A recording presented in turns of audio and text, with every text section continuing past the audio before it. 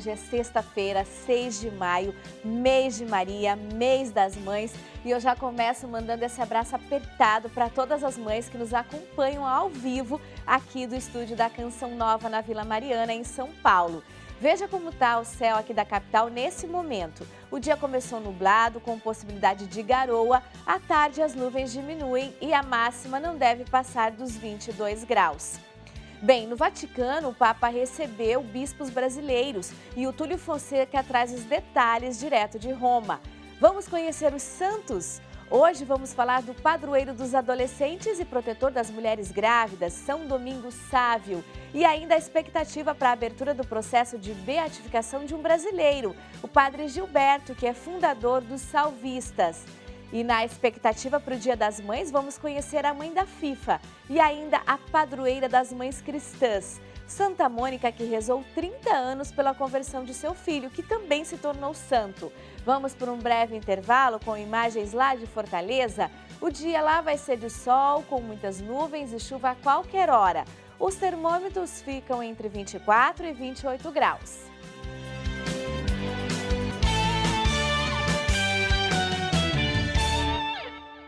O Papa Francisco tem cumprido seus compromissos apesar das fortes dores que tem sentido no joelho. Hoje, ele encontrou bispos brasileiros. O Túlio Fonseca conta mais detalhes. Bom dia, Túlio. Um bom dia para você, Adelita. Desejo também uma ótima sexta-feira para todos que nos acompanham.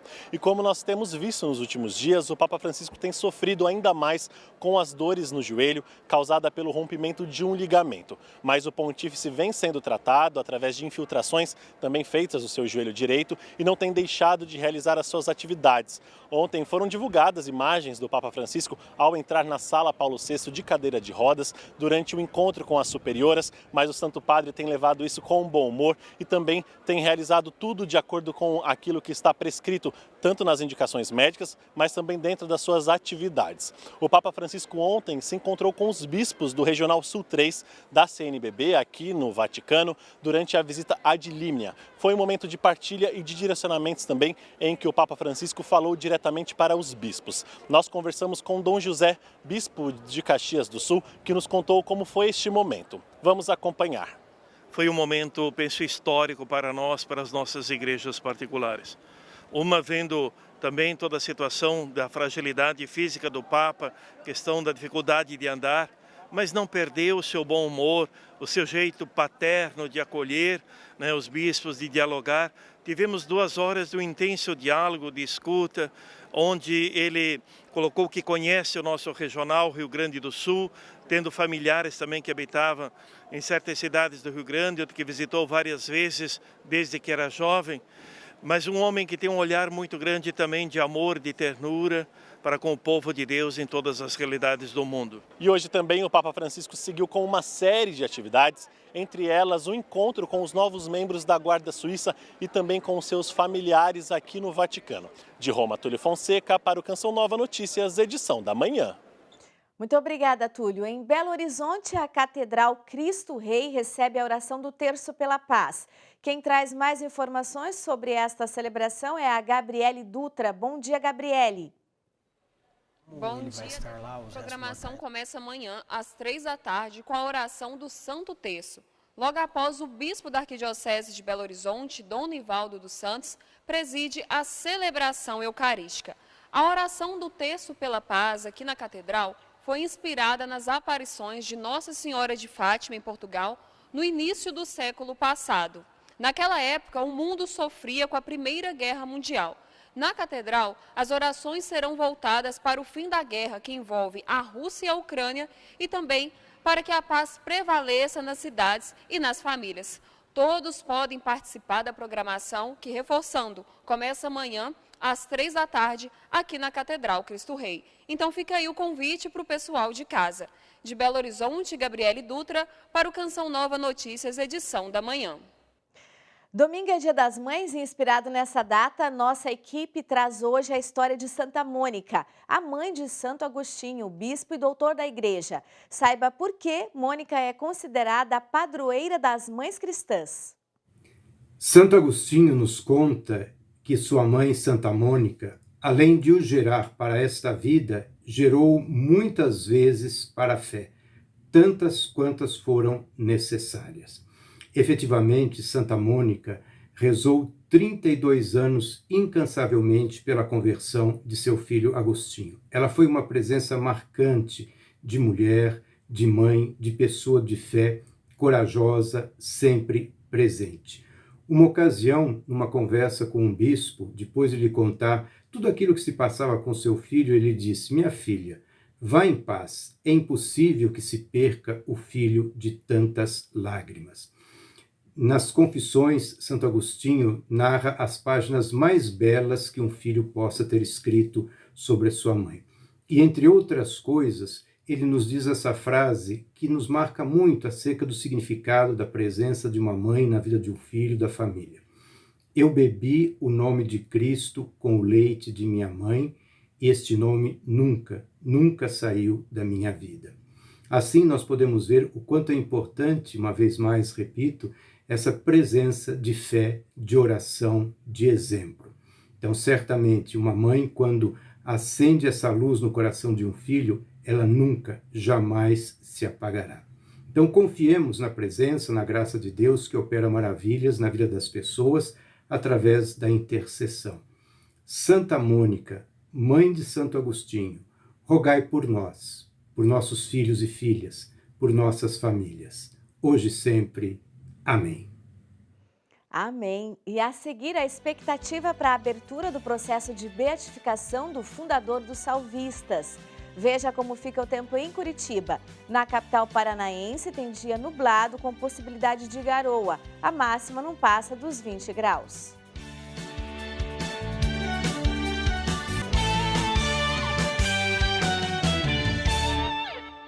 Está marcada para amanhã aqui em São Paulo uma missa que dá início à abertura do processo de beatificação do padre Gilberto Maria Defina, fundador da Fraternidade Jesus Salvador, os Salvistas. Vamos saber mais detalhes com a Aline Messi, que está lá e conta para a gente agora. Bom dia, Adelita, e a todos que acompanham o Canção Nova Notícias. Pois é, Adelita, eu estou aqui na Casa Geral dos Salvistas, onde o servo de Deus, Padre Gilberto, viveu. Vamos entender um pouquinho mais dessa vida de santidade do Padre Gilberto com o Padre Jusemar Maria da Cruz, prior dos Salvistas.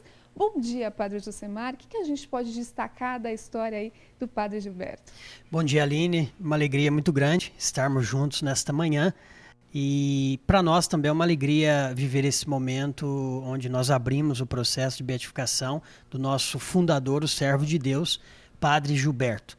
E era um homem realmente de Deus, né? O que me admira é que ele entrou no seminário aos 13 anos de idade e terminou a sua vida na presença de Deus. Ele vai nos dizer nos seus escritos que não se recorda de ter cometido um pecado grave durante a sua vida. Então acredito que para nós salvistas a grande alegria é saber que de fato o nosso fundador foi um homem muito santo. Era um homem de muita oração, de muita caridade, tinha um coração que não cabia dentro dele, e um homem também de muita lucidez e desejo de evangelizar e salvar as almas. Então, ele dizia para nós que a nossa primeira missão é o anúncio direto da palavra de Deus. E ele colocou para nós como lema, no mínimo, devemos dar a Deus o máximo, ou seja, um lema que já fala muito para nós. Então, é de fato um homem de Deus que nos traz uma riqueza espiritual muito grande. E agora estamos nesta alegria deste processo e com a graça de Deus, daqui a alguns anos chegaremos aí com ele às honras dos altares. Muito obrigada, Padre Jusemar. Padre Jusemar que conviveu aí, né, com o servo de Deus, Padre Gilberto. E olha, Adelita, fica o convite. Amanhã acontece às 15h a Santa Missa com o anúncio aí da abertura desse processo de beatificação. E a Canção Nova vai transmitir, viu? A partir das 15h deste sábado, acompanha aí na sua casa. Voltamos aos estúdios. Tá bem, muito obrigada, Aline. Hoje é também o dia de São Domingos Sávio, um jovem de apenas 15 anos que se tornou o padroeiro dos adolescentes e das mulheres grávidas. Vamos conhecer um pouco mais da história desse santo. São Domingos Sávio, o santo que hoje celebramos, é o grande aluno de São João Bosco, o primeiro santo da família salesiana. Ele nasceu numa pequena cidadezinha, San Giovanni di Riva, na região de Chieri, a terra de Dom Bosco, na província de Turim, no ano de 1842 e morreu também num vilarejo, Mondônio, em 1857, perto dos seus 15 anos. O tempo suficiente para assinar na história da humanidade e da juventude um amor incondicional pela Eucaristia e por Nossa Senhora. Na sua primeira Eucaristia, bem pequeno, ele fez esses propósitos: confessar-se de maneira intensa, comungar sempre que o confessor permitisse. Dizia de guardar com muito carinho os dias de festa na igreja, que seus amigos seriam Jesus e Maria, e o grande propósito dele que marca a sua identidade: antes morrer que pecar. É bonito na história de São Domingos Sávio a sua liderança, a forma com que ele ajudou tantos outros jovens a viver esse respeito por Deus. Ele fundou a Companhia da Imaculada 2 anos depois da proclamação do dogma da Imaculada pelo Papa Pio IX. E declarado santo pelo Papa Pio XII, ele entra para a história da Igreja, para a história da família salesiana como um grande modelo a ser apresentado para toda a humanidade. O Papa Pio XI o chamou de o pequeno gigante. E é esse pequeno gigante que queremos mostrar para a sociedade e cada vez mais para a juventude, para que busquemos, consigamos, com o nosso testemunho, com o testemunho desses santos da Igreja, a viver a fidelidade ao Evangelho de Jesus. Que São Domingos Sávio interceda por nós. Agora a gente muda de assunto. O principal destaque internacional de hoje é o plano da ONU de retirar civis ucranianos da siderúrgica em Mariupol.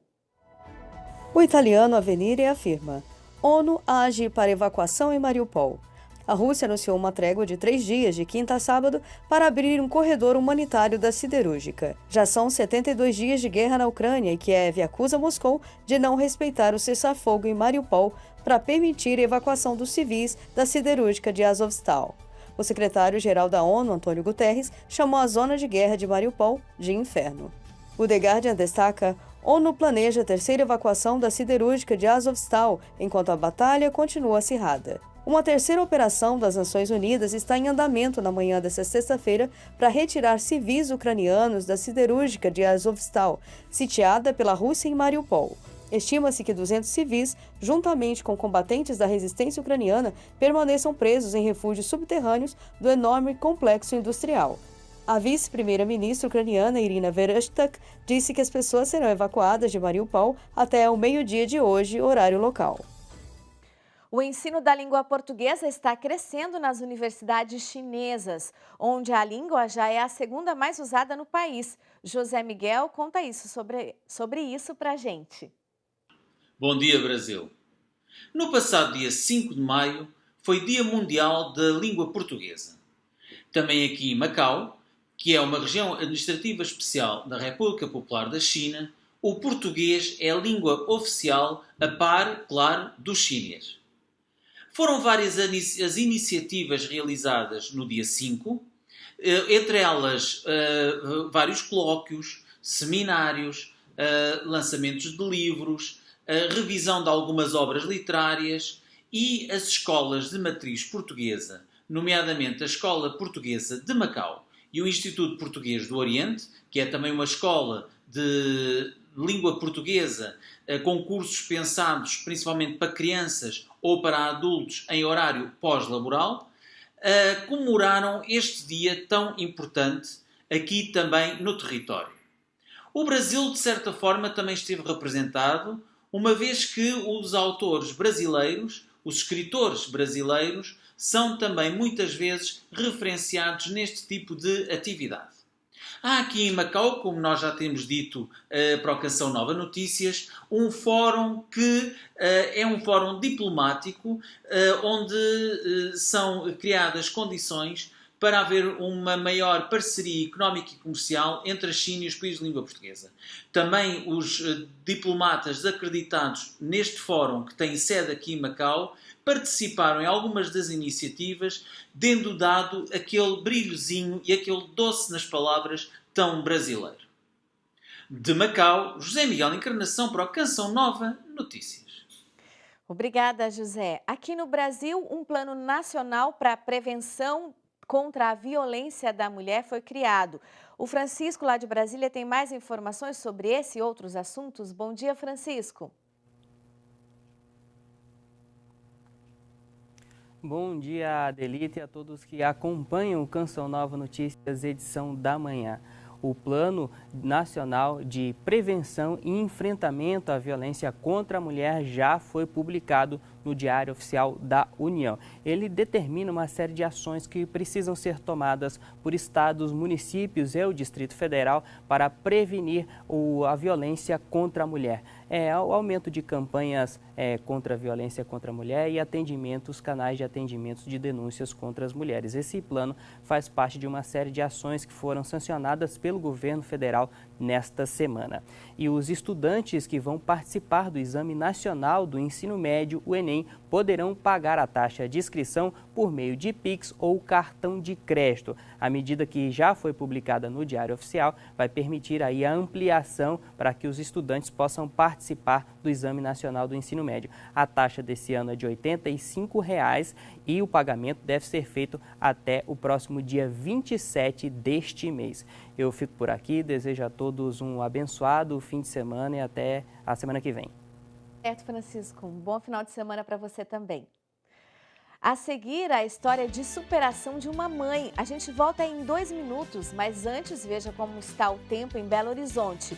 Na capital mineira tem sol com nevoeiro pela manhã e possibilidade de pancadas de chuva à tarde.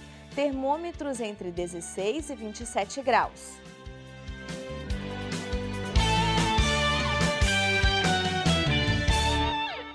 Canção Nova Notícias, edição da manhã está de volta e desde quarta-feira vários estados puderam sentir uma mudança nas temperaturas. Nossa equipe conversou com uma especialista para saber como ficam os próximos dias.